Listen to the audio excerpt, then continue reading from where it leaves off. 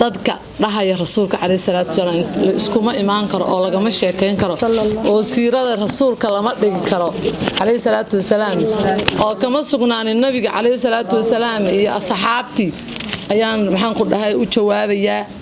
xadiis rasuulkeena calayhi salaatu wasalaam imaam Nisaa'i soo saaray سيد معاوية محن قدها وكوري النبي عليه الصلاة والسلام فقال سيدنا معاوية رضي الله عنه خرج رسول الله صلى الله عليه وسلم على حلقتين ومن أصحاب رسول من أصحاب ورسول كصاب حي وحوي ما أدي حلقة سيدنا وقال أصحاب تسيء سيدنا وقال حلقين يسوق فردا مركز سير محاين فريسية ماشان رسول عليه الصلاة والسلام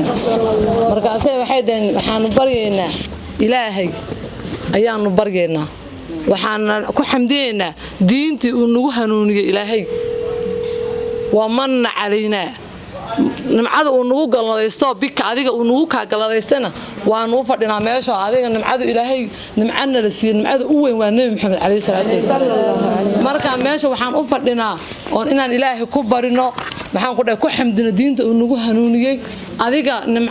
galada adiga nagu ka galadaystayna ina ilaahay shukrinaq aan ugu maxaan ku dhahay ugu celino ayaan meesha u fadhinaa buu dhahay bay dhahan asxaabtu marka waxay meelaha la taagan yihiin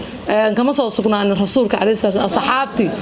taabiciinta horta maxaan ku dhahay xadiiskan ayaanu haynaa inay ka sugnaatay inagu marka meesha maxaynu ku haynaa weey inagu waxaynu ku haynaa rasuulkeena calayhi salaatu wasalaam